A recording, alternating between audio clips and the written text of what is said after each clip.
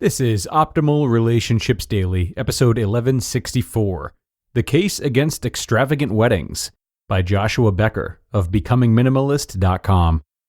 Hello, everybody, and thanks for joining today. I am your host and narrator, Greg Audino, and I've got another piece of content for you that can help you improve your relationships. Today, Joshua Becker of Becoming Minimalist has some words of advice regarding weddings, the finances attached to them, and what influence it can all have over the health of our marriages.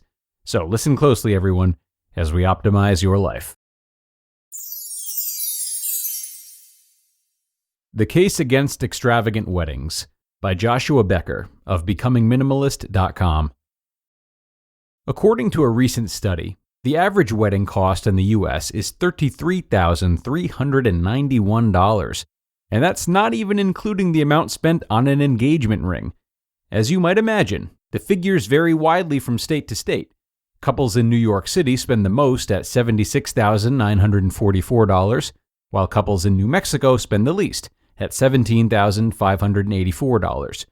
If that sounds like a lot of money, it is. To put that into historical perspective, wedding spending has increased 3,000% since the 1950s. Extravagant, expensive weddings are becoming the norm. A wedding is an important day and a significant moment in time. It signifies the day we commit the rest of our lives to another human being, to love, cherish, and honor until death do us part. It is a commitment we make in front of friends and family, and often represents the joining of two families into one. This article is by no means meant to downplay the importance of that special day, but we should consider if this trend to spend more and more money on weddings is a wise choice. It is helpful, I think, to consider some of the negative ramifications of an expensive and extravagant wedding. Ever-increasing wedding costs are not necessary and may actually do more harm than good. Consider the reasons. Number 1. Extravagant weddings result in increased stress and distraction. Wedding days are stressful enough. Adding dozens of unnecessary frills and expenses makes them even more so. On the other hand, a simple wedding helps keep focus on the bride and groom rather than decorations, accommodations, or food. Number 2. Expensive weddings bring financial consequences felt for years. If you're going into debt to pay for your wedding, please don't. Financial pressures consistently rank as one of the top reasons for divorce. Even if you do have the money saved, it can almost certainly be spent wiser elsewhere, paying off debt, a down payment on your first home, or even the honeymoon experience. Number 3. Extravagant weddings often distract from the hard work of preparing for marriage. When it comes to joining two lives into one, how many flowers will be in each centerpiece at the reception dinner is the least of your concerns. You and your future spouse should be talking about plans for your life together, methods of communication, and family experiences that may result in mismatched expectations. Spend as much time together in premarital counseling as you do planning the actual ceremony. That is where the true foundation for a happy marriage is laid. Number 4. Expensive weddings are not necessarily more beautiful. The early assumption made by brides and grooms is that spending more money will result in a more beautiful experience and ceremony. But that is simply not the case. I have attended expensive weddings that were beautiful for sure, but I've also attended simple weddings that were even more beautiful and often showcased more of the bride's and groom's personality. Simplicity, as they say, is the ultimate sophistication. Number 5. Extravagant weddings magnify mistakes and mishaps. Almost no wedding gets by without some mishap occurring during the day, whether before, during, or after the ceremony. In my opinion, when a couple has invested so much time, energy, and money into a ceremony, they're more likely to sweat the small stuff thinking their financial investment would have insulated them from any moments of imperfection. Take heart. The little mishaps on your wedding day will be the memories you talk about the most. Not allowing them to ruin your special moment when they occur is key to enjoying your day. Number 6. Extravagant weddings tend to promote, or result from, competition. Thinking your wedding day must measure up to a purely subjective standard set by a friend or family member is a foolish way to spend your day. Comparison is the thief of joy, Theodore Roosevelt once famously said. Allowing it to creep into your wedding day in any fashion is a poor choice. Your wedding day is about you and your future spouse, nobody else. Number 7. Expensive weddings often result in shorter marriages. Believe it or not, there is evidence that marriage duration is inversely associated with spending on the engagement ring and wedding ceremony. Couples who spend less on their ceremony are more likely to remain together longer. In the same study, there was also connection made between the honeymoon and the marriage. Going on a honeymoon is significantly associated with a lower hazard of divorce.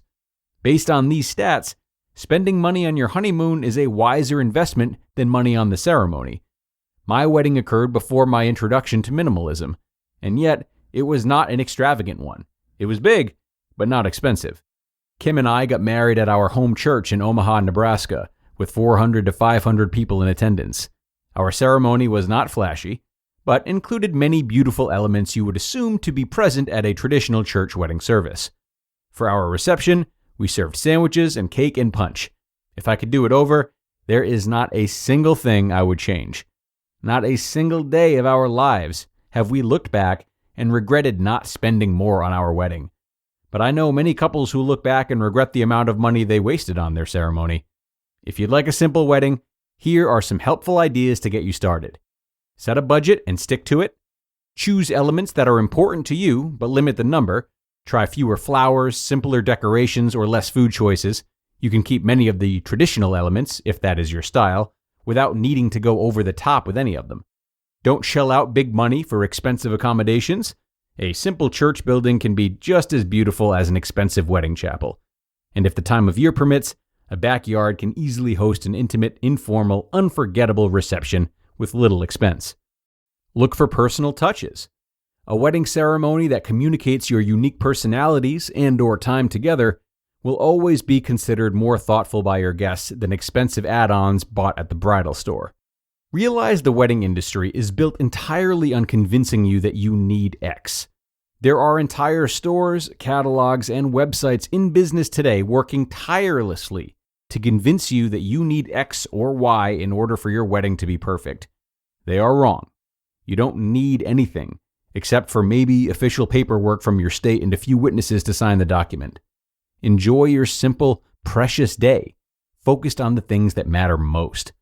Marital happiness has nothing to do with your wedding ceremony. It has everything to do with the weeks and years and life together after. That's why the simplest weddings are often the happiest. You just listened to the post titled, "The Case Against Extravagant Weddings" by Joshua Becker of BecomingMinimalist.com. And everyone, as mental health becomes more and more a part of the conversation, it's clear that learning to manage daily stress and anxious thoughts is something we all want. Enter our new sponsor, Noom Mood.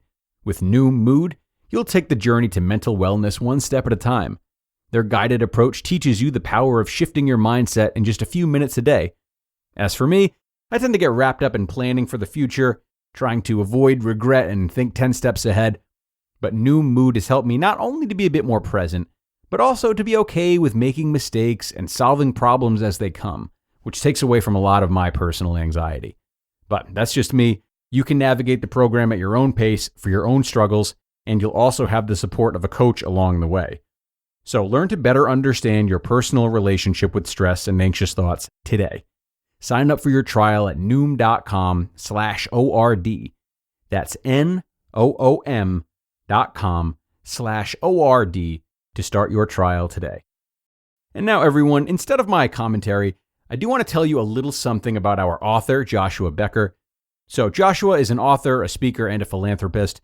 He has written several best-selling books on minimalism, and his website, Becoming Minimalist, which we just read from, has more than 1 million readers each month. And inspired by his wife's experience being adopted, Joshua founded the Hope Effect in 2015. And since today is Giving Tuesday, we want to help support the Hope Effect here on ORD.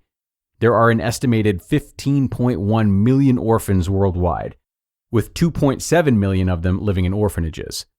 And there is growing research on the damaging physical and psychological effects of traditional institutional orphan care. When children don't receive adequate personal interaction within a loving environment, development is stunted, and learning abilities are delayed or even lost. Many kids age out only to face a future of crime, prostitution, or even trafficking. But the Hope Effect is changing orphan care by providing family-based solutions. Loving family-style care provides opportunities for each child to flourish and thrive. Access to health, dental, and social care are all provided while each child is prepared for the future through education, responsibility, support, and the structure that parents were designed to provide. So, if you want to help support the Hope Effect, do follow the link to the Giving Tuesday donation page, which I have linked in today's episode show notes. So please do check it out, consider donating, and finally have a great rest of your day, everybody. It's been wonderful reading for you once again, and I'll be back with more of the same tomorrow. That's where your optimal life awaits.